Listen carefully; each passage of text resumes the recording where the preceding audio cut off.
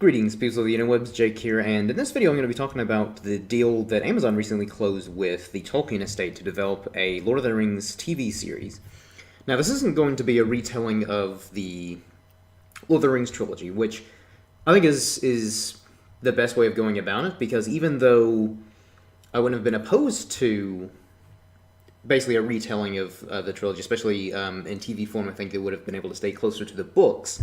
However, at the same time, I just feel like, why bother trying to remake the Lord of the Rings trilogy, even in TV form, just because, I mean, the movies are as good as they're going to get, in my opinion, and I'm a huge fan of the Lord of the, like, pretty much anything Middle-earth related, whether it be, the Lord of the Rings films, the Hobbit films, which admittedly have their fair share of problems, but I still enjoy them for what they are, and I just have a fascination with the whole lore and history and background information of that world, and it's ripe for so much storytelling outside of the Lord of the Rings and Hobbit series, and I think that's where this TV series is really going to be going to be really beneficial to flesh out the massive universe that is Tolkien's Middle Earth. And because a lot of people, and to be fair, because the movies, even extended editions of the Lord of the Rings movies, don't really go into a whole lot of detail in some of the events that take place prior to, like, say, the Third Age. And some of the things that they do cover, a lot of it is just kind of in the opening prologue, the last alliance between man, elves, and dwarves against Sauron, when a sealed lord cut the ring from Sauron's finger and, more or less brought peace to Middle-earth until Sauron started to return. Which that in and of itself, I think, could be a potential good TV series. But I think the best way to go about it is to do like an anthology series. Because there is, even as much source material as there is to mine from, like whether it be from the appendices of the Lord of the Rings or Hobbit books, or some of the unfinished tales, or stories from the Silmarillion. There's some of the history isn't entirely like fully fleshed out. Again, like any unfinished tales, or even in the Silmarillion, they're just like kind of like short stories, or just kind of like more information on like the background and lore of certain characters or certain time periods and wars or conflicts and stuff like that. So in a way, it's kind of a benefit because there's enough background information already laid out. Like, the groundwork is there. It's just up to the storytellers, whoever's doing, writing the TV series and directing it and stuff like that. It's up to them to basically flesh this out and bring it to life, like Peter Jackson did with the Hobbit and Lord of the Rings movies. So, in a way, it kind of gives them a lot of creative freedom to kind of do what they want, but still stay within the realm of the I guess the canon of this universe.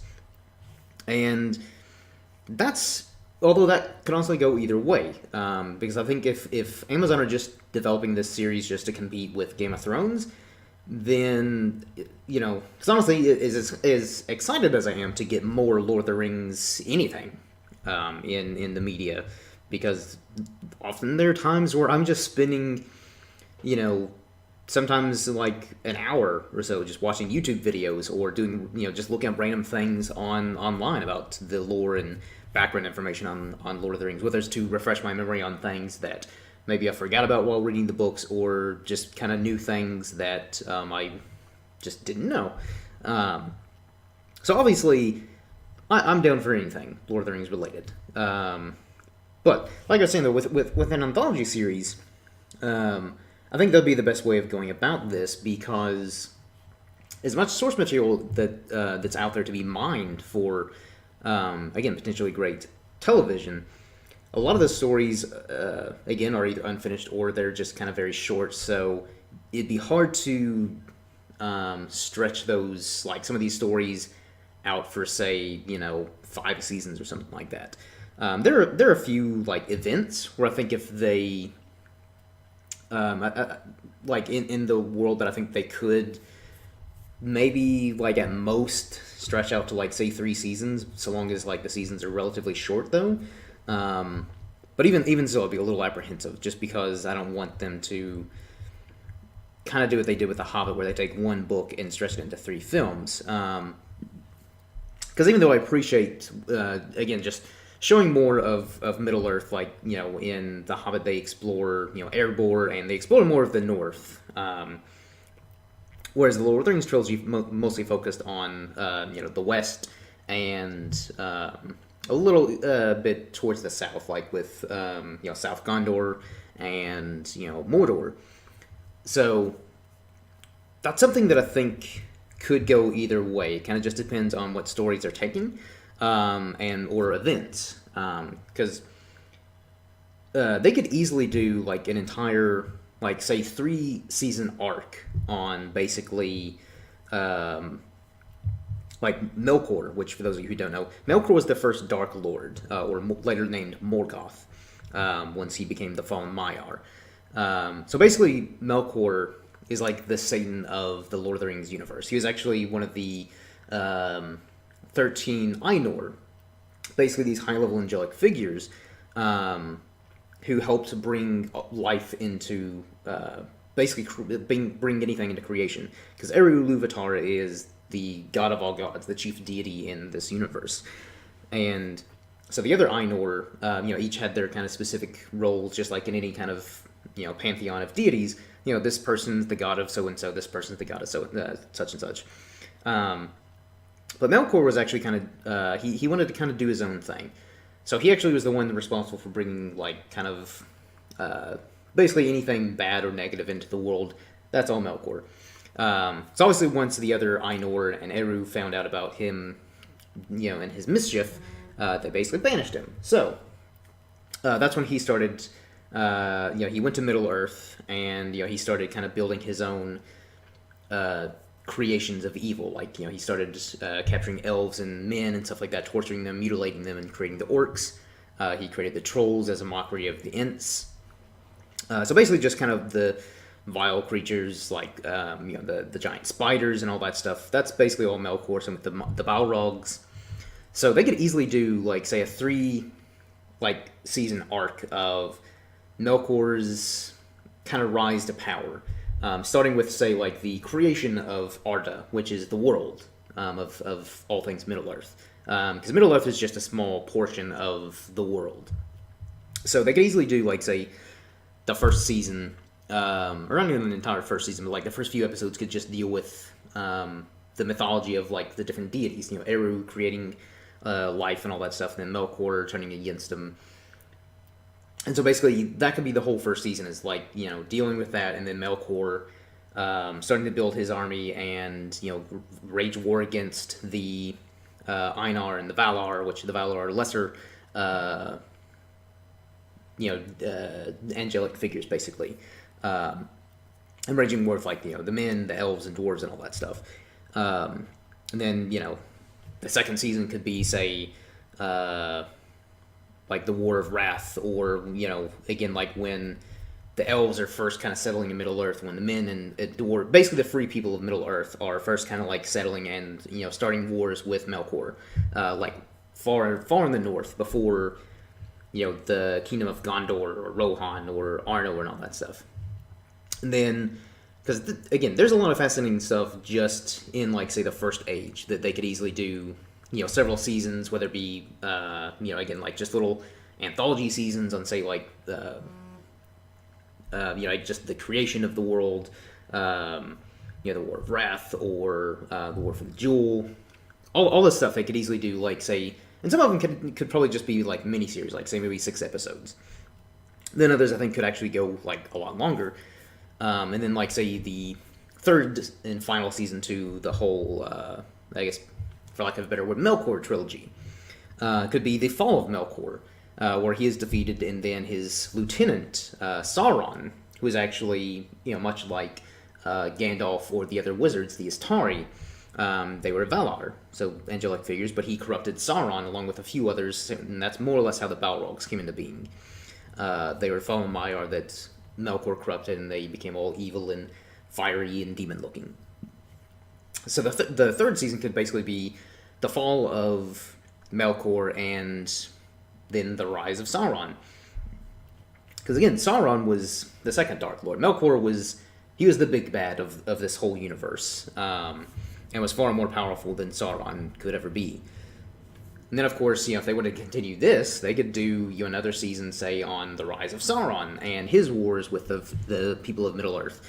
And in these series, again, whether they be a fully connected series or again just anthologies without necessarily connected directly, they could do the whole rise and fall of Numenor, or the foundation of some of the great kingdoms of men, whether it be Gondor, Rohan, Arnor, or some of the great houses of the elves, like the Noldor elves, or explore more on the dwarves. Because even though there is a decent amount in Tolkien's work about the dwarves, I do think that someone could explore a bit more on just the dwarves in general. But also I'm a little biased because the dwarves are kind of my favorite of the races in Tolkien and just kind of fantasy creatures in general throughout any kind of fantasy novel or universe created, whether it be like Dungeons and Dragons or again like Lord of the Rings or whatever. Just dwarves are typically kind of my go-to race, and so I'd like to see them a bit more fleshed out.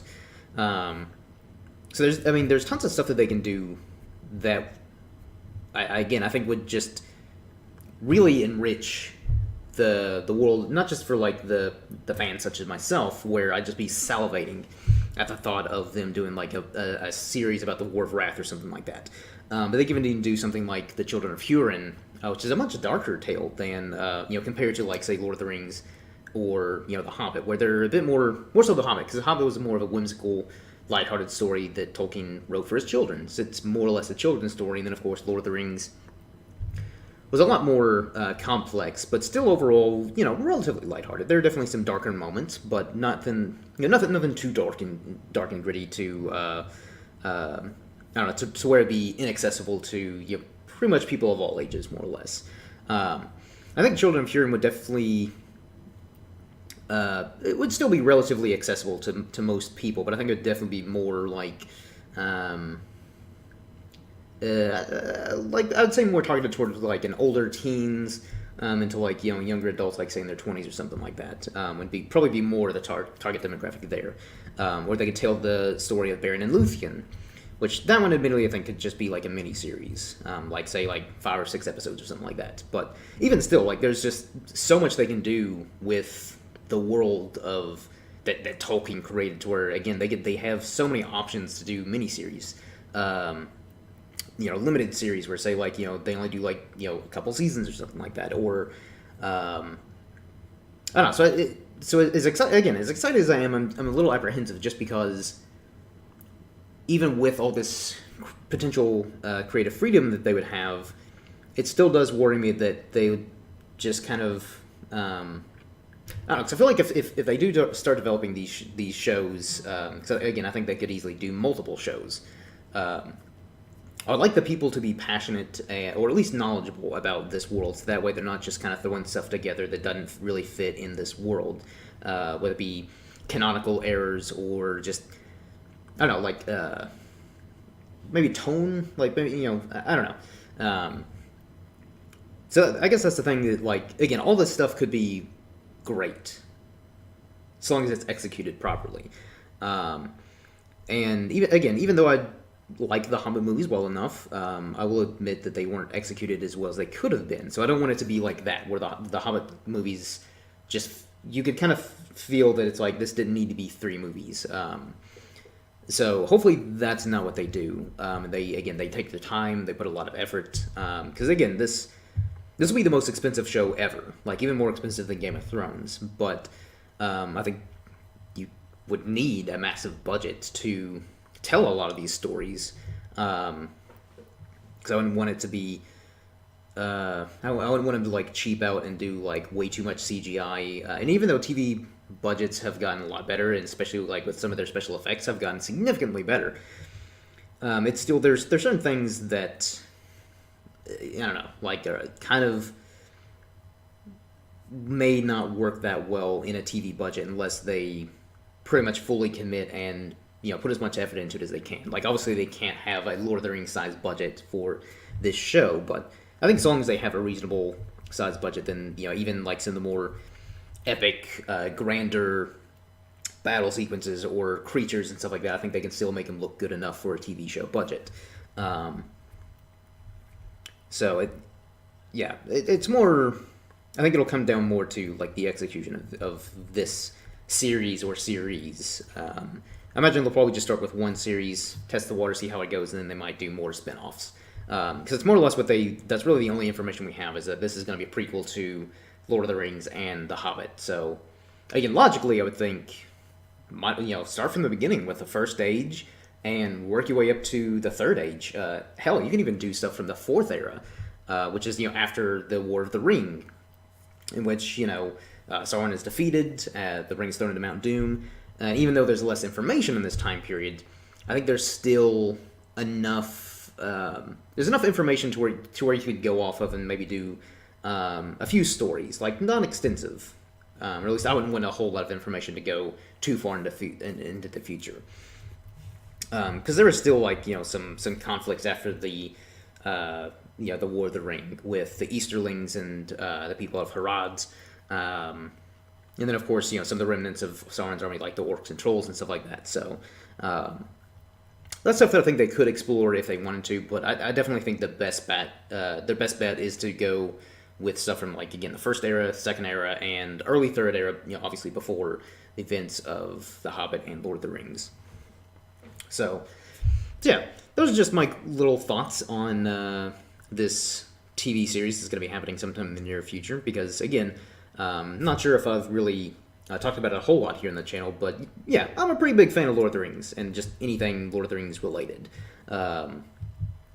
So I think my level of excitement outweighs my level of apprehension, but I think a lot of that is just because it's still just so early in the development process. Like again, I imagine they might have ideas of what stories to go with, but that's probably about as far as they are. I doubt they have like any scripts written or anything like that. So I think my level of excitement and apprehension could fluctuate, throughout the next few months or year, however long it takes to start developing this show, or again shows, which I think would be my preference. But again, I'm a little biased just because the more Middle-earth, Lord of the Rings lore and history you give me, the happier I'll be for the most part, as long as it's quality. So yeah, I'm really excited about this, and I just kind of wanted to give my thoughts for those of you interested, just kind of express my feelings, because again, I'm a huge fan of this series, and I honestly have been wanting more in this world, but again, I never actually thought that we would see. Honestly, I was thinking we'd probably see a reboot of like the Lord of the Rings movies before we'd ever get anything from like the Silmarillion or Unfinished Tales, Children of Hurin, any of the other kind of the lore and stuff like that from the Legendarium that Tolkien wrote. So yeah, I'm very, very curious to see how this goes, and again, what stories they end up going with, and who they bring on to write or direct. Because honestly, I think it would be great if they did bring Peter Jackson in to at least direct the first episode. Just because, again, he's the most familiar with developing. Because again, he brought this seemingly impossible world. So many people were like, "No, Lord of the Rings, that's unfilmable. There's no way you can bring that to life," and yet he did perfectly, or at least near perfect. In my opinion, with the Lord of the Rings films. And again, say what you want about the Hobbit trilogies, that's totally fine, but he still understood like this world really well. So I think it'd be great if they at least, Amazon brought him in to direct, like, say, the first episode of the show, just to kind of like set the tone. And again, why not? Again, he brought this world to life, so I think that'd be fair to bring him on as like, to direct the first episode, or maybe help write the first, some kind of involvement, whether he's like a producer, probably not like a executive producer in the terms of like a showrun or something like that. But I think as long as he has his name attached to it in some form or fashion, I think that would give me a little bit more. I don't know. It would definitely give the show a little bit more credibility, and to me, it would I'd feel a bit more comfortable if he has some involvement. Again, even if he's just writing or directing one episode, that would just make me feel a little bit more comfortable. And just again, because my anticipation would therefore be even higher. Because I'm like, oh man, I can't wait to see the Peter Jackson directed episode of whatever TV series it is that they're developing. So. But yeah, that pretty much wraps up this video. And again, hopefully you all have enjoyed. Not sure how many of you subscribers or listeners are as big into Lord of the Rings as I am. But, let me know what your thoughts are below. Maybe if you're not as well-versed or familiar with the lore and stuff like that with Lord of the Rings, and I've piqued your interest with this video, comment below your thoughts. And if you want to know more, I can gladly and will gladly go on at length on all things Middle-earth and Lord of the Rings. Because, again, I love all things fantasy. Even working on my own fantasy story. Some of you have actually sent off a copy of what I have right now. So, been working on it for a while. So, yeah. Lord of the Rings has had a pretty big impact on my life, both movie-wise and, just kind of introducing me to the fantasy genre at large on such a grand, epic scale. But yeah, so leave your comments below with your thoughts, whether you think it's a good idea, a bad idea, or just, curiosity. Let me know your thoughts below in the comment section. As always, you can hit me up on Twitter at IrishmanJake. If you want to talk more about Lord of the Rings, just hit me up on Twitter, or if not in the comment section here below. And as always, you can, subscribe here to the channel if you haven't already for any content, whether it be the podcast I host here in the channel, or, the random videos I decide to post, whether it be a movie review, or just things like this. Because I kind of do a little bit of everything here in the Pacey Bell Productions channel. And lastly, before I wrap this up, you can also check out my other podcast that I host on Podbean, Shogun's Gateway to Anime, which is all about anime, where me and my co-host Will basically talk about all things anime, some of our favorite shows, the ones we're currently watching, we rate, review them, talk about them, and just, pretty much all things anime related. So I'll leave a link in the description below to our latest episode, since we're now back from our hiatus. You can check that out, and hopefully you'll enjoy that as well. So, until next time, everyone, cheers.